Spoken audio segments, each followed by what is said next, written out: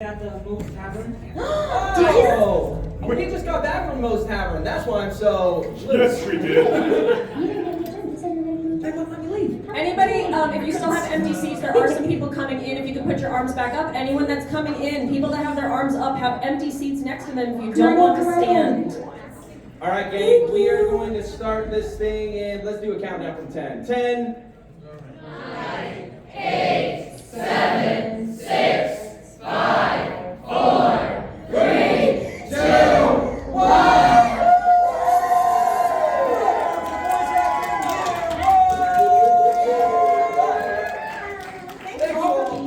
Thank you all so much for coming. Yes. Okay, we are allowed to do that. My name is Zach Cipriano. I am a local voice actor. I do a lot of commercials, but I do have a big animated series coming out this next year called Spice Frontier that I'm very excited about. Hi, I am Tabitha Garland. I am mostly an anime and video game voice actor. I come from Orlando, and I've been voice acting for about four years now, and I'm super excited to do this video for the first time, so thank you for having me. Hello everyone, I am Jenna Kane. I'm also main in Orlando, so I just got out here yesterday. I was very tired. I'm main in video game and commercial, and I'm very excited to be doing this panel for the third time with these boys. They're awesome. And yet you keep on coming back. Because there's just something special about you. My voice, which Yeah, I that's am it. Stefan Watson. I'm a local voice actor. I mainly do a lot of promos, commercials, audiobooks, a lot of, and a couple of different animations. So yeah. So as you can see, our careers kind of run the gamut, but we are going to try and talk about all the different aspects of voice acting and how you could get involved tomorrow. Everyone who's walking in, if you see hands raised, they want you to sit next to them. We are friendly Real here, bad. and nobody Like, should have to super stand. bad. This is my first time sitting today. I know we're sitting because we've been standing all day. Beautiful. I'm sure you guys have been too, so enjoy the plushy seats. All right, so like I said at the beginning, before everybody got here, we're going to run through some frequently asked questions that are on these slides. Feel free to take pictures, and then at the end, we're going to open it up to questions. All right, sound good? Yeah. Great, amazing. Here we go. So, the first thing that everybody always asks us about is equipment, right? You cannot voice act unless you have a microphone. So what do we recommend? Big thing that you want to have is a microphone with an XLR cord. An XLR cord. You see this? See how this looks? Ooh, great. You want a microphone that has one of these. This is going to get your best audio. Now, I understand that there's like snowballs and those Blue Yetis, right, that are USBs. They're fine, and they might work for some beginning, intro, indie jobs. But if you want to start getting real stuff, you want a microphone that uses an XLR, and that's condenser. We have a list of a bunch of them here. I'm going to put that back. Oh, did you guys still need that? 5, 4, 3, 2, 1. If you need it again later, just come up afterwards. Yeah, we'll give it to you later. We'll give it to you put later. back up. Um, There's still seats over here as well. So when we say interface, right, this is everything else basically besides your microphone, okay? You are going to want a preamp. The preamp is the thing that allows your XLR cord to be plugged into your USB computer, right? I think all of us, we all use Focusrite. Yeah. Yes. No, Oh, what do you use? I'm still over on the Behringer Xenix, and I don't necessarily like it, but it is very versatile. It's just not user friendly. Okay, so don't listen to Stefan. The Focusrite Scarlett is fantastic. It's cheap. I think it's only like $100. It is. You can find it on sale a lot for like less than $80. Oh, there you go. So do that. Even better. As far as your software goes, Mac or PC, you can download Audacity for free. It is a free recording device. Stefan is big Audacity. I mean, he knows how to use this thing inside and out. Yeah, so Audacity, again, it's very user-friendly, so you can get very good audio and be able to go and record it very well. From there, I mean, it's something where you can start moving into some of the bigger things like Audition, so that's what I've been basically using this last year, but having a kind of a good stepping stone in Audacity really helped. There's also, it's not on here, but Reaper, R-E-A-P-E-R, is a great free one. And it says like, you can only do this for so long and then you have to pay for it. Even the like owners of Reaper don't care. They're like, just hit no and keep going. So Reaper is also a great one. We love a good anti-capitalist software. The exact opposite of Adobe Audition, which is what I think. Yeah. And then some other things that you might want, a stand or a flexible arm. You do not want to hold your microphone. You do not want to hold it. Your body is making a lot of static electricity that you don't know about, and it is going to come across in your recording. A pop filter. Anyone know what a plosive is? Yeah. Great, I'm glad you know. Because we're not going to tell you. You're doing it. Yeah. It's right? And it just happens when we're speaking. A pop filter just kind of blocks that air. XLR cable with copper inputs, and then over the ear headphones to be able to listen to yourself. Classes and demos, we have a lot that y'all could take to help y'all ease into the industry. Voice acting. Oh, right. This is important. Jenna, tell them. Okay, most important thing to know about voice acting. It is little v and big A. Does everybody understand what that means? Yes. Go ahead, Stefan. Stefan is giggling. Stefan has also had alcohol today, so He's being honest. So very important to know, yes, your voice acting career, you are acting while you are speaking. It is very important to remember that. A lot of people go into this and are like, okay, I need to work on my voice. Yes, but you are going to be in a box of sorts, and you have to bring a character to life without seeing a set, or without seeing like the whole picture, basically. Sometimes you're just working with a script. So the acting portion is extremely important. My background is in acting prior to doing voice acting. So keep that in mind. Very, very important. Next. Stefan's background is in dancing for bachelorette parties. Anyway, you're actually not wrong. Why would I lie to our friends? Just get started on the local level. Find a local acting class. If you're in school, that's great. If not, there are tons. I attend Actors in Action Conservatory, really great acting class right here in Salt Lake City. But as far as voiceover, Voice acting classes online that you can take remotely. They're awesome. They're how I got my start. You can find a bunch on all of our favorite places, Twitter, and Instagram, as well as Reddit. The main classes that I would suggest are going to be a place called Real Voice LA.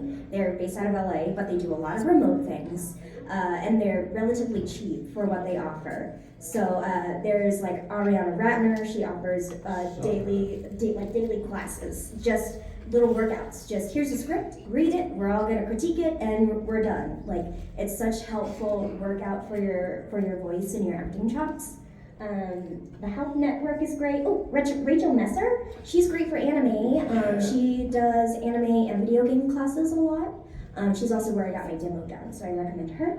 And then if you are interested in getting into Crunchyroll, Jose Sandoval has a class. If you follow him on Twitter, I know I hate Twitter, I'm sorry. But Jose Sandoval has a class where he gets you together with some working directors for Crunchyroll.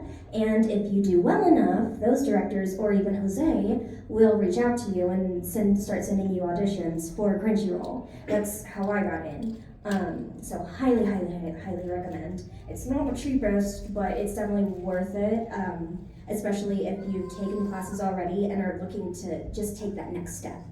well, especially because to what you're saying, all of these coaches have different specialties, right? Voice acting for anime is drastically different from voice acting for commercials, right? Mm-hmm. So take specialized classes. Demos! Who's taking this? Do you want to take this one? God, we didn't practice. Sure. So when it comes, wait, what? Apparently we don't have a list of who should produce demos. Fine then. So as far as your demos, that's one of the first things that most people will immediately ask, like, okay, well, how should I get my demo and things like that. Real quick, who doesn't know what a demo is? I appreciate that, thank you. Tell them, baby. Okay, so your demo is basically going to be the highlight reel of what you can do. That's going to explain and show off your range. So anything from, you know, your cutesy character voice to anything from like your commercial real-time voice. Now, when it comes over to demos, you have multiple different types of demos. You won't just record one and then submit it everywhere. You'll have your character demo, you'll have your commercial and promo demo, you'll have your audiobook demo. The list just keeps on going on. So when it comes to where, like how you're going to go and get work with these, look at studios that specialize in the kind of work that you want to do with your demo. So if you want to go and get into anime work, look over at individuals that are producing demos for voice actors that are working in animation. All right, if you want to go and do audiobooks like I do a lot of, you start looking over at different studios and different producers that can help you make a good quality audiobook demo. So that's kind of like the little bit that I'll go over with there if you guys want to keep on going with it. I think the important thing to know with demos is, at least in my experience, I've got some jobs from demos, right? I'll submit them sometimes. More often than not, it's very specialized auditions that they want from you. But your demos are really going to help you get representation. Your demos are really going to help you find an agent. So having said that, don't record your demos till you're ready. If you have just barely started voice acting, like tomorrow, you're like, go home and buy a microphone, you're just not ready. I was auditioning, taking classes, getting coaching for the better part of a year until I decided to finally drop money on my demos. And they can be expensive. Yeah. But it's I've paid mine off like 17 times over, something like that. I don't know. One quick thing about demos, make sure you're researching where you're getting it from, because oftentimes there are people who promise you that they'll make you a demo, and they'll also promise you jobs, and they'll say this demo is going to get you in with Bethesda or something. Like, that's not real. Like, look up people who are already making demos, and look up the people who have gotten demos from those people to see if they are getting work with them. A few places I recommend is, again, Real Voice LA. I cannot say enough praise for them. They're wonderful, amazing people. Their demos, I believe, start at like 1,000, which is a pretty penny, but after you've really built your foundation of voice acting, it'll be very worth it in the long run, once you're ready. Also, Rachel Messer, you can find her on Twitter. Hers was quite a bit cheaper than Real Voice LA, but she is a working actor in Crunchyroll and with a bunch of video games, so I would also recommend her. Those are the only two off my head that I can think of. No, I know it feels like a cop-out, but we use Real Voice LA for a lot of different. They're great, and we're not sponsored. That was true. What's Rachel's name again? Messer. Yeah. So Rachel, spelled like Rachel, and then Messer. Like someone who would make a mess. What is her Twitter at? I don't know. I'm having trouble finding. I believe she's Rachel Messer VO on Twitter. However, she might have deleted it. She deletes it a lot and then comes back. But she's on Instagram? Discord, I think. Yeah, if you want to come up later, I can give you the Discord. Yeah. So this is great. You guys have got your equipment. You guys are taking classes. You guys have got your demos. Where the hell are you finding work? Let's talk about it. Who's doing this? Yes. Okay, well, let's talk about it. Okay, so for auditions, you're gonna have two different options, really. There's pay to play, which means that you are paying for a form of a subscription in order to do your auditions. The ones that are pay to play would be Voices 1, 2, 3, Backstage, and Actors Access. Those are just some examples, and then there are other resources, which is the one that says CCC is Casting Call Club. These are non-paid ones. Twitter is also a really good place to look up some auditions. Discord, which is what we were just discussing, and then also Facebook groups. So a lot of people think that you have to go like right onto Backstage. I did not go onto Backstage for the first like 2 years of doing this because it does get expensive. So I highly recommend looking around like on Twitter and Facebook and all of these different resources just to like get your feet wet and get used to doing auditions. So for Twitter, if you're looking for auditions, just go to the search bar and type in casting call. If you want to narrow it down, you can do casting call anime, casting call video game, or like indie video game or something like that to easily find it. There are also subreddits that you can go to. There's the voice acting subreddit. I've actually gotten like 3 things off of that freaking subreddit, which was so surprising. And then I had a thing and I forgot it. On both Discord and Twitter, I'm hoping to see if I can like read your mind. Where you're going. There is a group called Voice Acting Club. Oh, they're phenomenal. So good, okay? As on their Discord, it is really well organized, but they're sourcing auditions from all over the internet. They really do a lot of the finding work for you. And they break it down into paid jobs, free jobs, fandom jobs. There's so many different options and facets on there, but I would highly recommend Voice Acting Club on Discord or Twitter. So there's going to be one that I'm going to add in, and this is going to be a very local kind of thing. So in addition to doing voiceover work, I also do on-screen work for commercials, movies, film, like a lot of stuff. And one thing that has really started happening for me personally over this last year has now been talking with those directors and casting directors and getting voiceover work that way, because there's not a lot of options when it comes over to VO work, when it comes over to like a Ford commercial. So it's one of those where, how many people actually know how much things are shot in Utah? You guys kind of know? Yeah. The amount of like Fallout, the last season of Fallout was shot out over here. Ford, Nissan, Toyota, they shoot out here very regularly. So if you're in the on-screen world, you wind up getting those auditions all the time. If you happen to book them, I'm going to tell you very well, just like start talking with the director that's right there after the shoot is done and say, hey, I'm also a voice actor. You'll be surprised how well they'll just go, come here, and immediately start soaking you up for work.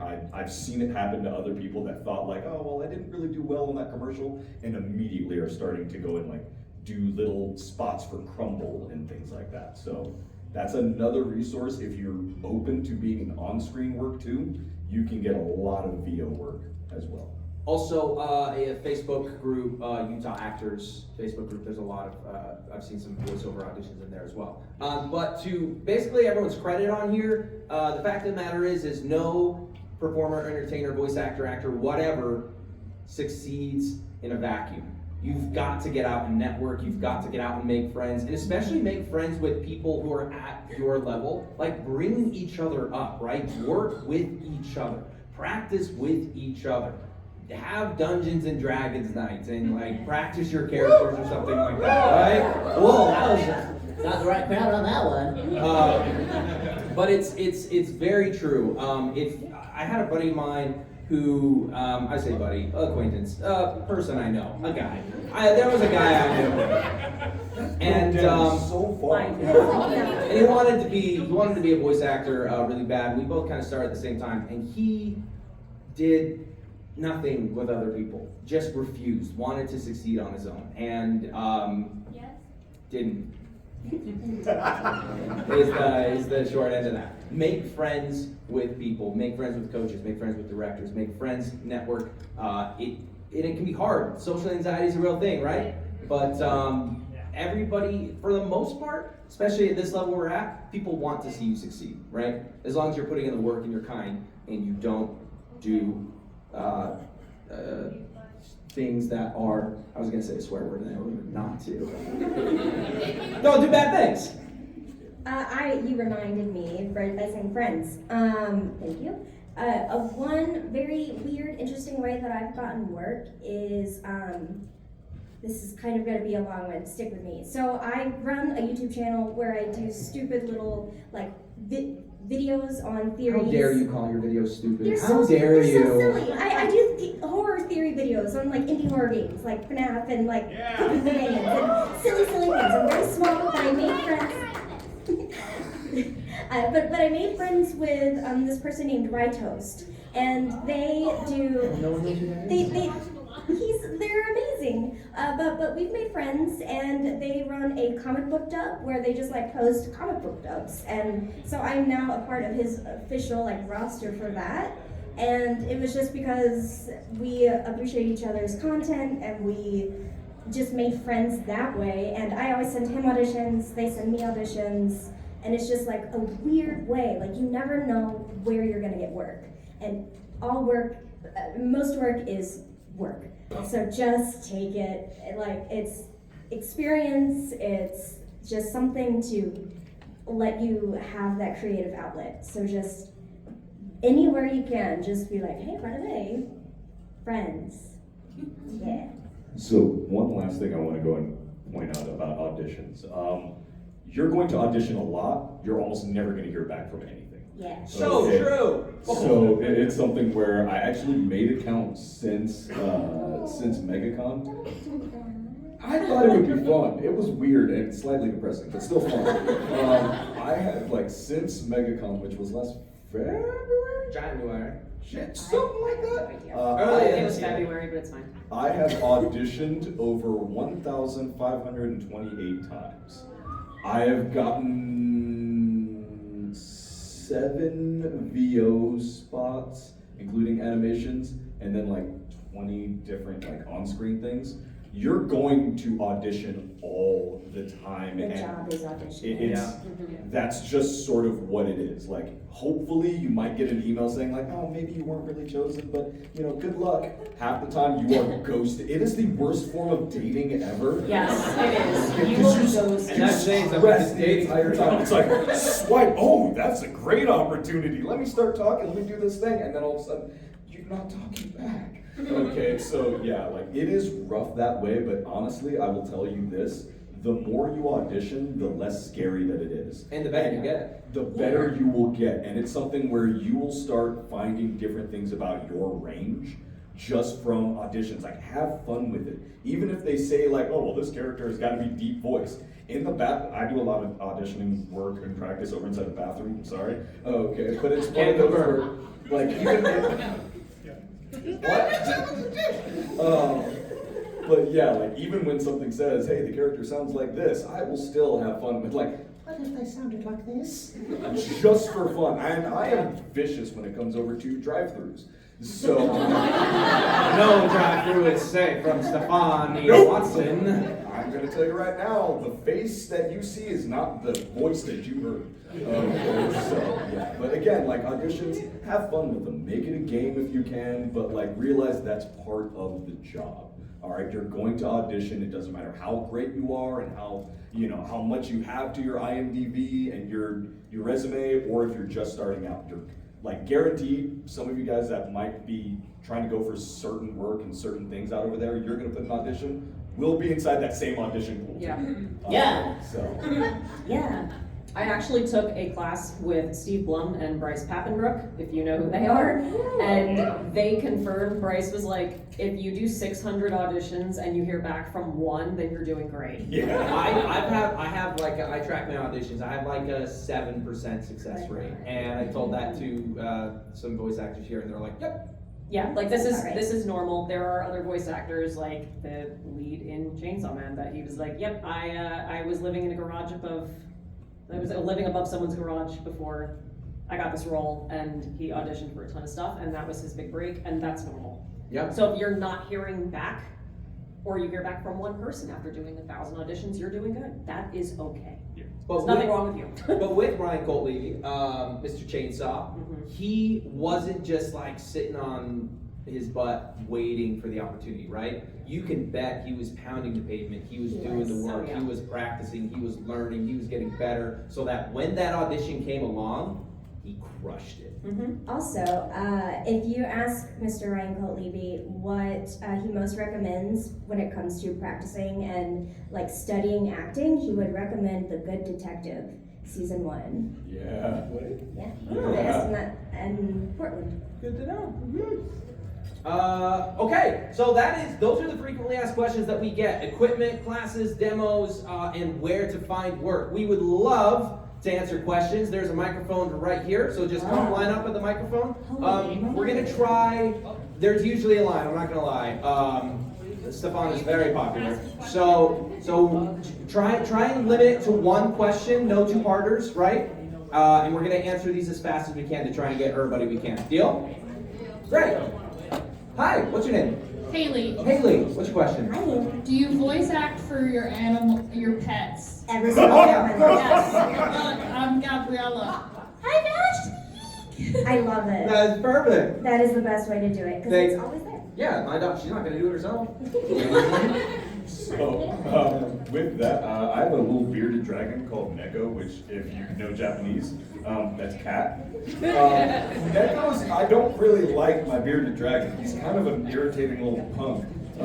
But it's one of those where I voice act for him all the time. I think, so yeah, on the last audiobook that I did, I chose one of the characters specifically based off of my bearded dragon, and the entire time he would get angry, I almost stared down. It was just like, I'm speaking about you. So yeah, it's real. All right, next. Hey, what's your name? Lucas. Lucas. Hi, Lucas. Have any of you guys worked with the independent creators? What was that experience like? And do you have any tips and tricks or like do's and don'ts for independent creators wanting to hire? Who wants to start? I think all of us have worked with independent creators, probably more than not independent creators. Yeah. The big thing is treat them like any other client, right? Yeah. You do the job, you do the audition. If you don't hear back from them, do not harass them. I think a lot of people think, oh, they're an indie studio, they're smaller, they'll give me advice, they'll give me feedback. No, there's Bunderkin. They are a booth here at FanX. They are an independent studio. They're an independent animation. And they told us that they have like 1,100 auditions to go through after posting their characters for like a week. It's a lot. So just, yeah, treat it like a big job.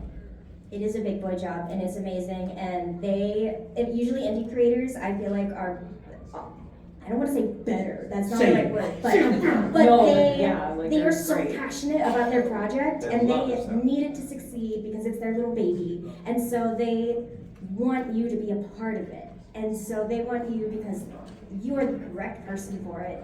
And it's just really awesome feeling that and feeling all of their passion. So I highly recommend indie stuff. I'm working with an indie anime right now. Like, it's so awesome seeing it grow. Ditto. Honestly, I've done the same thing. I love working with indie creators. So, do you have anything to add, Stefan? Back off my food. Thank you, Luca. What? Thank you very much. He brought Thank you. snacks. Sorry. Hello, hi, what's your name? My name is Luana. Luana? Okay, what are the coolest name awards? Congratulations. Well, I have a question regarding audiobooks, and I don't know if any of you have worked with ACX. Stefan's your man over here. Stefan. May I direct this question at you then? So, well, the question of determination, self-determination, prevalent, like just feeling through till the end. Do you have any tips on how you can keep yourself motivated by having to produce all of your own work and go through the editing and spend the hours and hours and hours upon hours and not lose hope? Okay, so for those of you that don't know, if you want to get into audiobook work, the first place I tell you is ACX. So that's going to be usually where a lot of Audible will wind up getting its work. When taking on an audiobook, it is a larger endeavor than you really think. So if it says that the possible runtime is going to be about like 8-10 hours, just realize you're going to spend almost double that in editing. Okay, so when it comes over to keeping your motivation with it, prayer is a fantastic thing.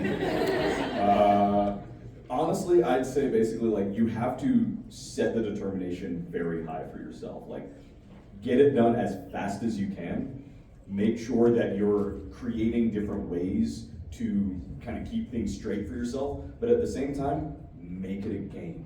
Have fun with it. I have an entire blooper reel of every single book that I've ever created, and there are certain times where I'll be sitting there reading inside like and this character needs to do this, and I'll flub on something, and a load of expletives start coming out, and I keep those for myself. Okay.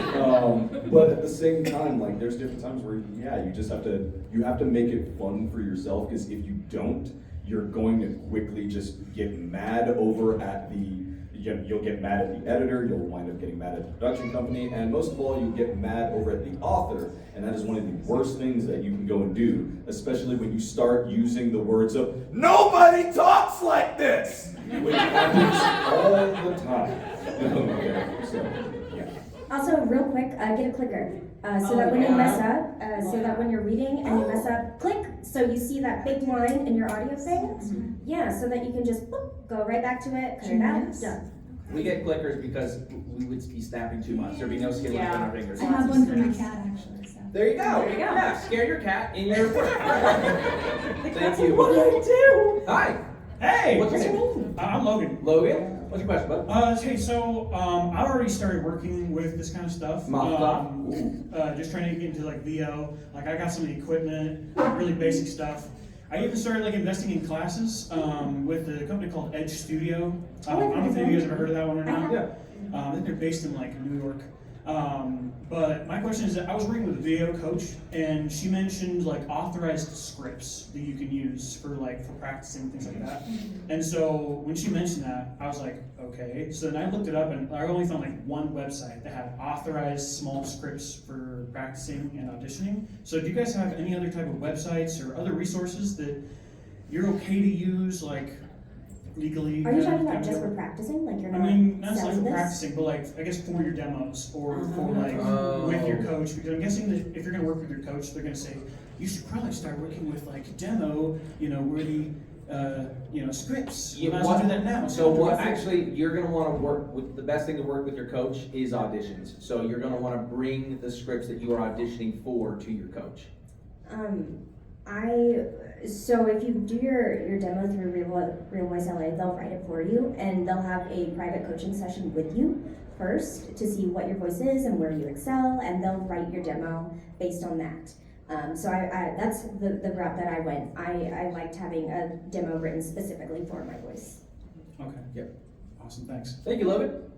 Hi. Hi. What's your Hi, name? thank you for coming. Hi. I'm Liz. Nice to meet you, Liz. My question is, what are the red flags or tips that you guys can give us when we're looking at agencies and auditions?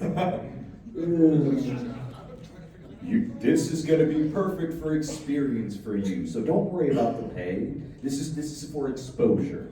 Anytime you start hearing something like that, run. Exposure is a bad word. Like there's a difference between getting unpaid work, which if something says like, oh well, it's unpaid, that's completely fine. But when someone starts talking to me about this would be great for exposure for you, I almost instantly start running. It's almost never good for exposure. So if they're specifically saying we're gonna pay you in exposure, no. But if they are straight up with you and say like I can't afford anything, this is unpaid work, this is what I have, then like that's fine to do as long as you're comfortable with it. But yeah, paying in exposure is huge. Checking the credentials too, just of where you're auditioning and who's reaching out to you. Like if it's just some random weird company that doesn't have any background information, there are some things that come out that are like, they're not real. There is an email that goes out every so often. Every voice actor is gonna get it. They're If like, you don't send it to 7 people on your list, the googly man is coming to your door. It's like, we're doing a game show awards thing, and we want you to do the words for it. But they have no script, they have nothing, but they're like, we're gonna pay you $1 million. Like, don't ever, if you get an email about a game show, put it in your trash immediately. It's all, I don't know why, but it goes out to every single voice actor. Yeah. It's weird. You'd think they would change it by now, but I don't know. Here's another thing you're going to want to look out for. I've seen this a lot, especially on some of the pay-to-play sites like Voices and Voices 123. They are looking for voice actors to do text-to-speech. So that is essentially you're going to read a few paragraphs and then your voice will be used for AI in perpetuity forever. Yes. Yeah, don't like that. So some people are doing it and they're getting their bag from it. I don't like it, so I would avoid it. If you want to avoid AI, look up NAVA. NAVA. Oh, NAVA. They have a subsection in their contract that they will give you for free to make sure that the gig that you have cannot use your voice for AI. Yep. Thank you. Thanks, Liz. Hi. Hi, What's your name? my name is Jackie. Hi, Jackie. So a lot of my voice acting work have been audio dramas, comic dubs, and minor animations, and they're usually like fan made. They're never for like indie creators, but I'm wondering if that counts as quote unquote real experience, because like I've actually created my very own demo using those things, but whenever I go on professional acting websites, I'm usually afraid to put in those fan projects into like my resume, because I'm afraid studios won't take me seriously and be all like, oh, she's just a fan project actress, we can't take her seriously. So like, yeah, I'm just wondering, like, participating in fan projects that are not associated with any studio, does that count as real experience? It's something where I would say for like, again, everyone has to start somewhere. So it's something where if that's primarily what you're doing, I would have your resume for that, for that, showing that you actually have work and you're showing a kind of like a longevity of work. Now, when you start maybe getting past those fan-made things, then you might want to pull back from using those over inside your resume. But Okay. there's nothing wrong with, when submitting, at least for now. Again, you're going to make yourself look a little bit better, just showing that, hey, you've gone through an audition process. Someone liked your voice enough to be able to use it for their project. I've even gotten, and in recent times, I'm starting to get a little paid. There you go. Great. That's seriously the best part of it. So that's where I sit there and tell you, don't necessarily be shying away from using that over on your resume. You'll just go through a period of that's the kind of work you're getting, and then once you make that shift over, now it's like great, yeah, you have those stories. But again, don't be afraid to go and use it for now. That being said, however, if you want to work anime, don't ever show them your fan dubs. Don't worry, I'm not. Okay. Don't show them, because for some reason, Crunchyroll directors are so against fan dubs that if you do them, they're like, I'm not going to cast you. It's okay. I wasn't planning on going to anime anyway. I'm more so want to do like Western animation cartoons and movies Heck kind yeah. of thing. Yeah, you do it. Thank you. Thank you. Hello, little boy. What's your name? I'm Mason. Nice to meet you, Mason. What's your question? Hello. I know Mason. That's why I called him little boy. Just comment. Stefan, could you give us a demonstration of your demo from Second Star? You said a lot of words. I don't know what they mean, but I'm real excited. So for Can you do context, maybe. For context, Second Star is a video game I did a while ago. And for that, they actually took the rendering of the character's face based off of mine. Oh God, that was Shia Deroy. What was his voice? Oh, you gotta remember, come on. Oh my goodness. You have it you're gonna film it. I thought you had it on YouTube. You're gonna film it? No, I can't, no. You want me No. So Shia went and kind of talked a little bit like this, which didn't really make sense for his character because, even though he grew up over in Denmark, he had a lot of, yeah, I know, it was really weird. You sound like Joey Wheeler. You're not wrong. Okay, and later on, From Denmark, forget about it!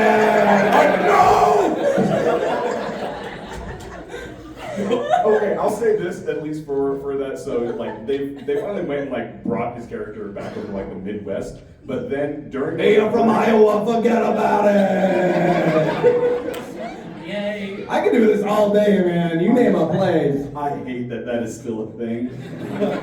But no, they actually wound up putting into the game a fear of baguettes because they would make this little baguette plushie, and I started this oh my god, the plushie is there, and then they made me do lines based off the baguette plushie, which started becoming their only selling merchandise thing. They made T-shirts of Fear the Baguette, and they sold those, and I was like, great, I'm your only source for that. But yeah, it's interesting. So yeah, if you go over onto Steam, you can go and look at Second Star and hear me play a very weird Boston-ish accent. Hey, I'm from Boston and I'm afraid of baguette. Thank you, Mason. Forget about it, it's been since Vegas. I know. Let it die. Hi, what's your name? Hi, I'm Eli. Nice to Hi, meet you, Eli. Eli. I just have a legal question, actually. Oh, legally don't can't know if it answer. The best part that you guys can't see is as he ran, a plate fell out. Of his body? Oh, okay. Sorry, what's your legal question? Take it away. Do you guys know if you guys legally own your voices or if it's owned by Well, I Is mean, that legal or is it philosophical? now, do any of us really own our voices? Such a loaded question. That is, that's a tricky one to answer. When you record for a company, you're giving them the right to use your voice, right? And that's why you want to make sure that there's like an AI clause in there, right? Because now with AI, they can take that one recording and make you say whatever you want or whatever they want, right? And so, but no, once you are under contract with somebody, then they own that recording. Did that answer your question? Yeah, actually. Okay, great. But it's not like an Ursula thing. It's not like That's why we have contracts, for safety. unless you work for EA. Thank you so much. Hi. What's your name? Cassidy. Hi, Cassidy. Cassidy. So my question is, ever since the pandemic, I know that remote work became a lot more popular. Is Yes. that still Yes. a really popular thing? And Yes. would you say it's more widely available in Utah than being in person? Answer versus that. here? Well, I would say about Utah, I don't know anything. Go ahead. No, remote work's huge. You will never go into a studio to audition ever again. It's always going to be remote. It's always going to be at home. And I've only had to go into a studio maybe twice. However, for some industries, For anime, you have to go in to record in their Dallas location if you work at Crunchyroll. like you have to be there. There's nowhere else to do that. Are there auditions in person as well? No. No. No. For auditions on Crunchyroll, you have to get onto their list, which I got on by taking those classes. So take the Jose Sandoval class and Chris Rager. And they'll help you get in if they enjoy your voice and if they enjoy how you work for them and all that. But there are also a lot of indie developers who want remote work because they don't have any studio stuff. So just lots of remote everywhere. Yep. Very nice. Thank you. Thank you. For me, you sweet boy. Hi. Okay. What's your name? William. William. Nice to meet you. Nice to meet you. I was wondering, like, I live in a royal community. What would you be? Yeah, I'm not really but basically a small community. Yeah.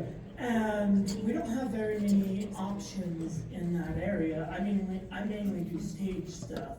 So I was wondering what your suggestion is for someone in a small community. Well, unfortunately, no one on this panel up here lives in a small rural community in the middle of nowhere, Utah, so we wouldn't be able to answer that.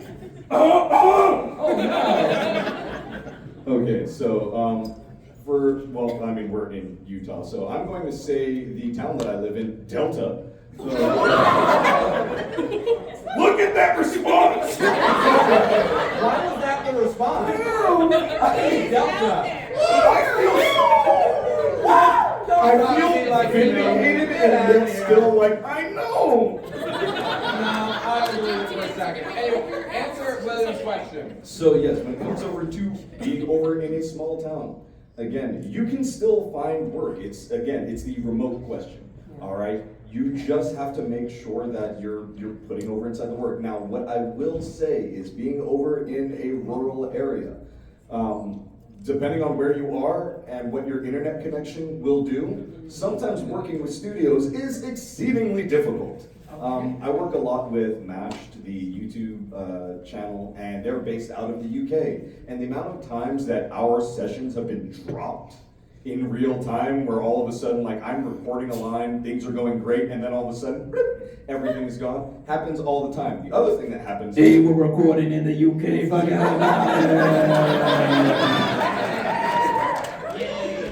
You all don't know why I'm so frustrated Not by this. as big a response as Delta, Utah, but whatever. It's fine. I actually do have different things where I've had to edit the sound of cows mooing out of certain things. So yeah, I realize that that's gonna be a thing. All right, but I mean, whether you're living inside a big city or a small town, okay, you can still find work. Municipality.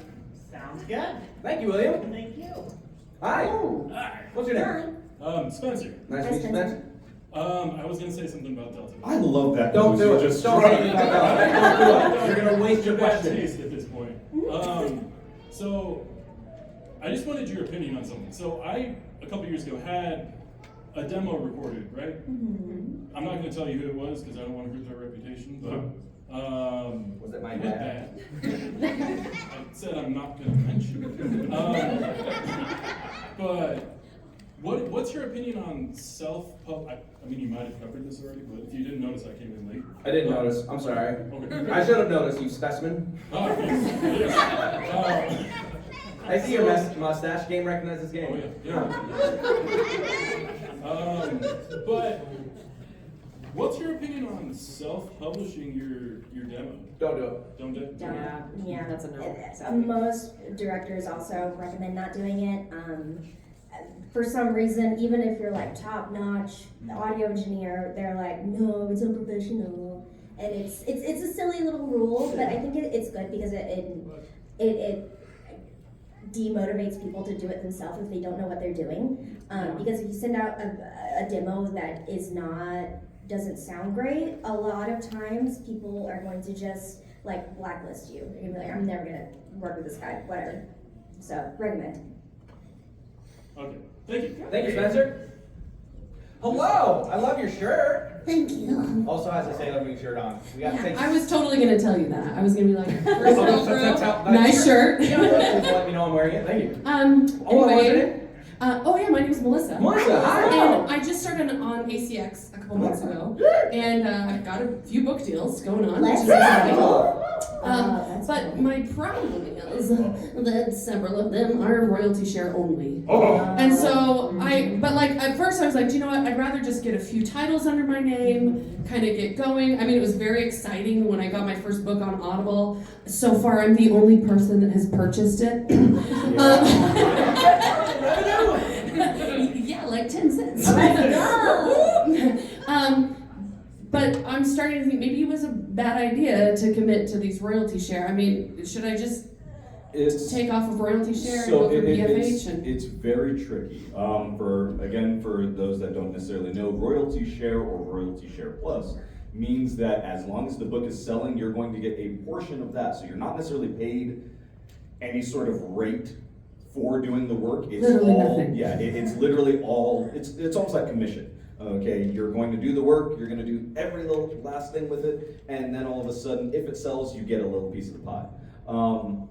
If that's where you have to start out, that's one thing. Okay. I would say, like, again, it's work, and it's things that you can credit to yourself. That's kind of what I thought, and I just want to make sure I'm in like the right path. I would say if you've done one, that's enough.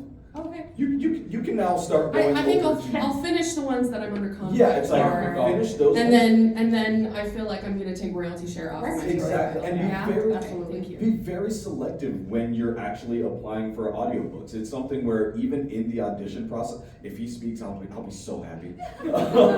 Say your first word. Exactly. Zach.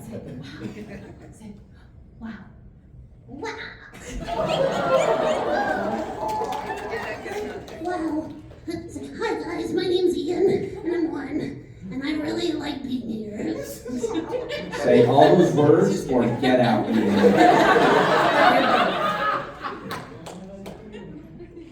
Okay, I'm sorry. yeah, it's like, just Okay, make so sure- yeah, it's go like ahead. it's fine to go and do, for like once or twice, but honestly, never be afraid of actually trying to go and get a rate, especially knowing that you're going to be working. This is time out of your day.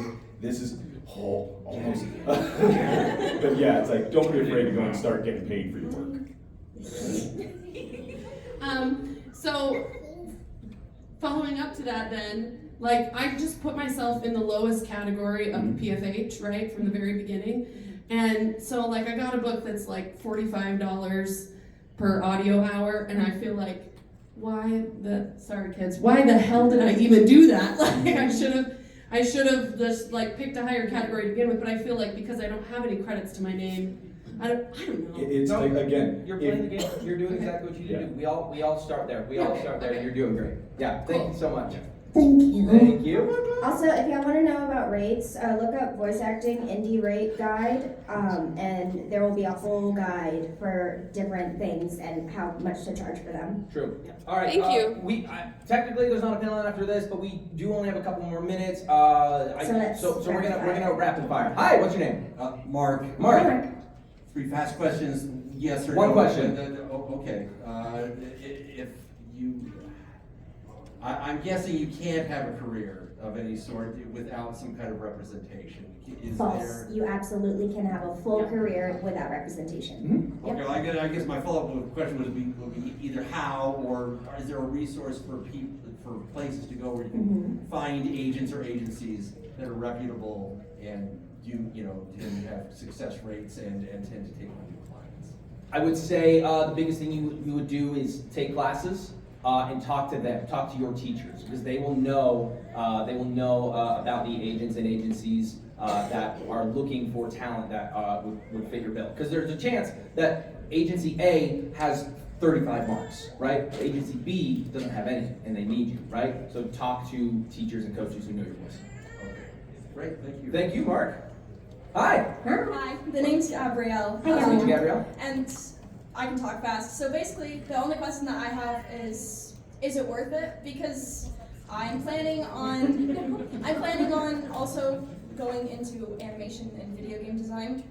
That's what I do. And I've always been told that I could voice act, and I've always wanted to since I was a kid. And is it worth going into? Is it worth trying So to what I would recommend for you specifically is creating your own little indie game, putting it on itch.io, and voice acting your own characters. If you enjoy I it, actually have thought about voice acting my own characters. do it. If you enjoy it, then it's worth it. Then you want to go for that. But if you didn't enjoy it, then maybe just stick with creating your own art via video games. I mean, I will tell you right now, voice acting, I absolutely love it. It's always weird when my parents all of a sudden go like, hey, is this you? Yes. Okay. My sister's terrified of that she's going to hear me someday. And sometimes it's fun. I've done a couple ads where, but yeah, so honestly, just make it fun for yourself. If you're the one that can answer that question. Thank you, Virgin. All right. Hi. Hi. What's your name? Hi, I'm Daphne. Hi, Daphne.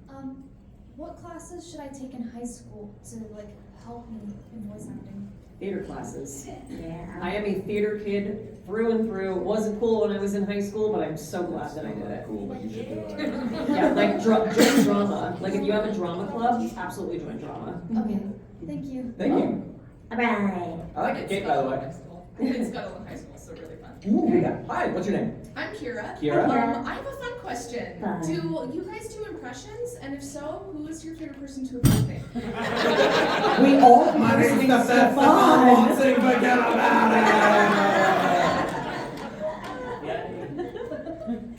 One of my favorite ones to do is Sean Connery, actually. We'll bust this one out, for bachelorette parties. The other one I do is Rocket Raccoon from the Guardians of the Galaxy. So those are my two big ones. I don't do a single impression. Atta girl. You impersonate yourself. I am with many different people. Thank you. Yeah. I end up doing Mickey Mouse a lot, and I don't know why, but important thing to note now that we're on this topic. Yeah. You're going to get hired more for your voice than any impressions that you do, because they already have Mickey Mouse, they already have these characters, so keep that in mind and do not do any impressions in your demo that you cannot do long sustaining. So more importantly, I do Mickey Mouse in the park and people stare at me, because I live in Orlando, so I like to go there and people are like, oh, that's okay, something's wrong with her, and I'm like, yeah, there's a lot wrong with me. There's a lot wrong with me, like, it's cool, yeah. I do Jennifer Coolidge whenever the heck I want. Yeah. So. Good, do it. Yeah, That's you can't just say Oh that. yeah. Yes. Yeah, you can't say that. I'm not do it. You look like the 4th of July. There you go. That was phenomenal. Awesome, thank you so much. Appreciate it. Oh, just to let you guys know, impressions might not necessarily get you jobs, but almost impressions, great character voices. Hi, what's your name? I am Joel. Joel? Hi, Joel. Yes, not Joel. Even I said it. I don't know why. Wait, what did you say? Well, I said Joel. What did I say? I said Joel. Okay, sometimes you hear troll for Joel. Oh, Troll, what's your question? Okay, question and answer. Current just say for confidence, would it be a good idea to start like a Twitch or a YouTube channel where you do voices for like games or that have little to no audio? I'll take that one. I do that. Yeah, do it. Do it. Do like what are they called with the text on the screen where it's like a game but it's not visual novel. Thank you. Yeah. Do visual novels, read for them, and you don't even have to necessarily do good voices for them, but just practice and utilize your vocal cords because it is a muscle. You do need to work them. So it's great practice. Anything you can do this creative is going to be good for you. Yeah. Also important if you want to do classes, Steve Blum focuses on mental health and confidence a lot in his classes. Oh yeah. I So Steve was Blum going to is say huge on the that. 2 biggest things you need to be an actor: acting classes and a good therapist. Yeah. Or Steve Blum, or all 3. Yeah. Steve Blum. Yep. Hi, what's your name? Paul. Paul, I love your shirt. It's a We're Back shirt. Wow. Since I did take a class, I mean, it was discovered that I'm a character voice actor. So, how could I get auditions for cartoons and like any cartoons, like movies, Disney, etc.? Okay, so let's talk candidly for a second, all right? Think about the amount of commercials that get produced every single year. Millions, thousands, right? Think about, I don't know why it's smaller. Think about the amount of audiobooks that get put out every year, right? So many. The amount of cartoons that get put out every single year, pretty minimal. Finding auditions for animated work, I think, is probably the hardest to come by. And so the big thing on that is you've got to build yourself up in the other areas. If you want to go in and just do cartoons, it's going to be very difficult to make it. An agent will not want to sign you if you can't do commercials. But here's the thing. Commercials aren't all just like announcer voice. Yeah, it's not like come in today for Toyotathon, right?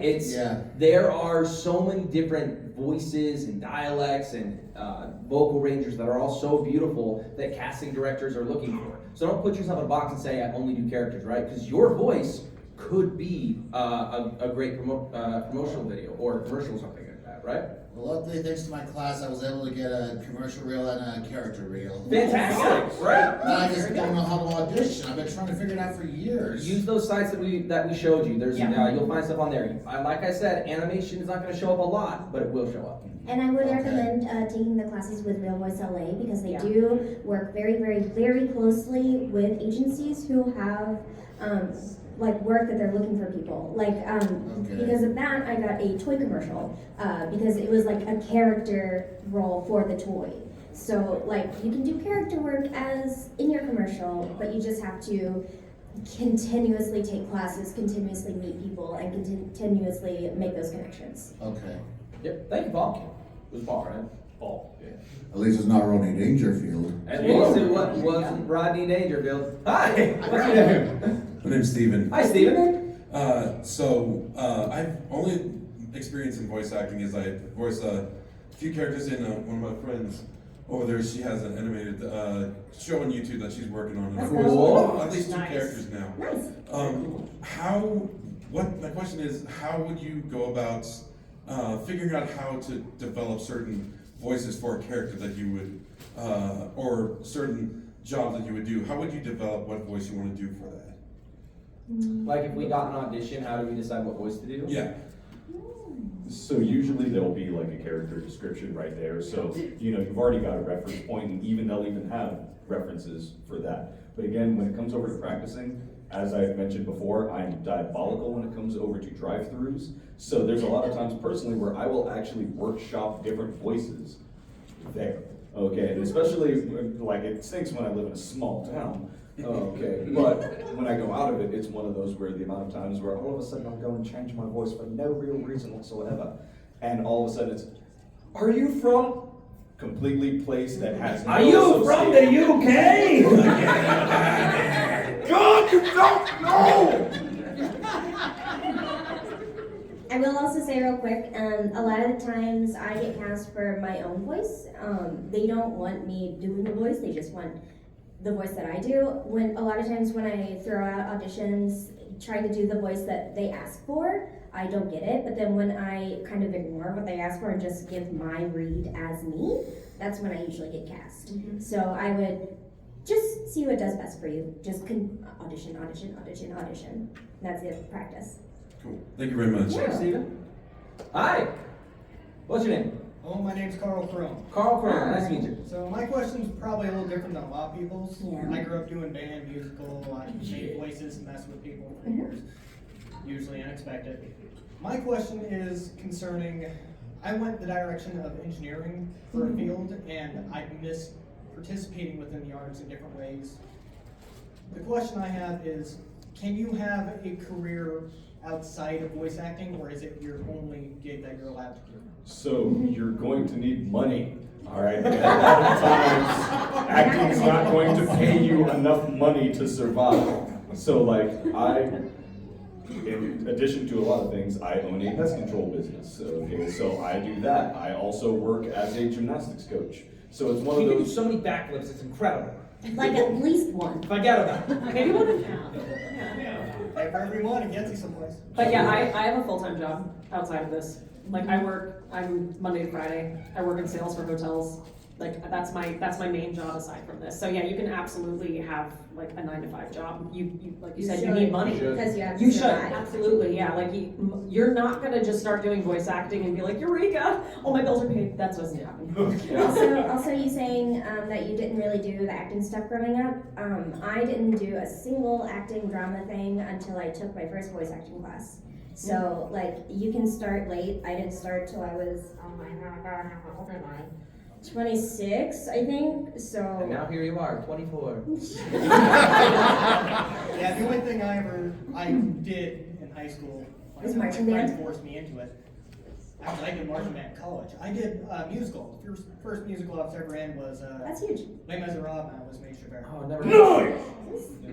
Stefan's I excited. had no idea who it was. Stefan is very excited. Zach, I'm surprised you didn't jump on that. Well, thank I you said very much something for your snuggy. answers. I appreciate it. Thank you so much. Hi. What's your name? My name is Josh. Okay, Jesus, what's your question? His love language is sarcasm. Just like Jesus, what's your Yeah, question? awesome. My question is, how important would you say it is to learn accents? I see a lot of casting work that requires a specific accent. Do you feel like that's worth putting time into to learn a bunch of different accents, get good at them, or just focus on your own accent? Well, my son, that's a great question. It depends what you want.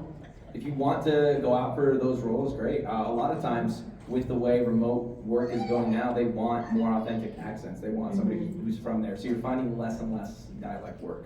But I love it. I do dialect training and I really, really like it. The thing is, try to find yourself like weirdly specific accents. Like Stefan used to talk about how he does his Danish accent, and, how he does his Norwegian accent, and he does his South African accent, So I finally now have a South African accent. Okay. Oh, that's okay. Listen up, gang. Why did you get excited? We have derailed. Listen, gang. Can I call you gang? Let's have a sensitive conversation here about accents and dialects. Oh God. There are some accents and dialects that Stefan can do that I should not. Do not do accents that you should not do in the audition. Yeah. Say it back.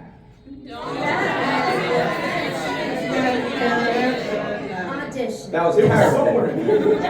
I hire all of you. No, that is a real thing. You'll see a bunch of like cocky white dudes who look exactly like me, or like, oh, I can do an Indian accent. Don't do it. Yeah. Don't do it. And even like I'll even Unspoken say it over to this. Like I speak Japanese. I lived in Japan for a while. When I do a Japanese accent, and then they see my headshot, it is almost like a, why did you do, no. No, I've done this. You brought dishonor. Yeah, don't do it. Yeah, don't do it. Yeah, if you do that and people find out about it on social media, they will blacklist you. You don't Big want that. time. Oh yeah. And a lot of the time they don't, like I did a commercial for a spa in Ireland and they did not want any form of accent. They just wanted me to sound like me. And I was like, they're like, this is great. And I was like, okay. Like, cool. Awesome. Okay. Yeah.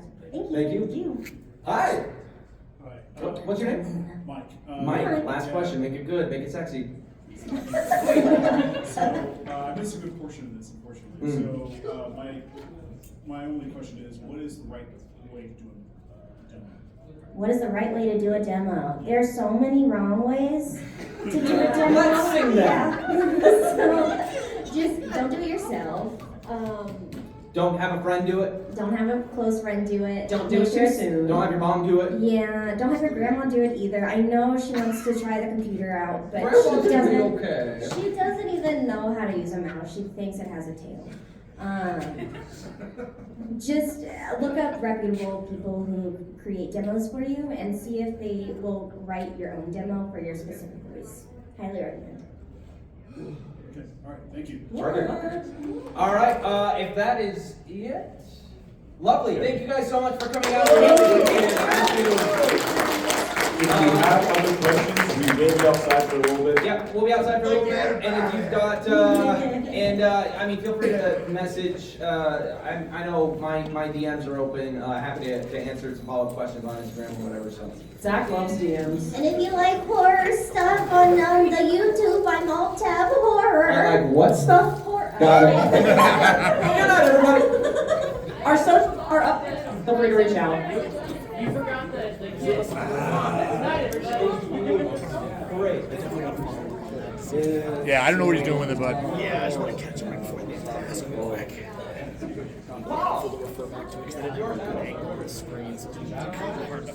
I mean, I've got most of the pictures. Very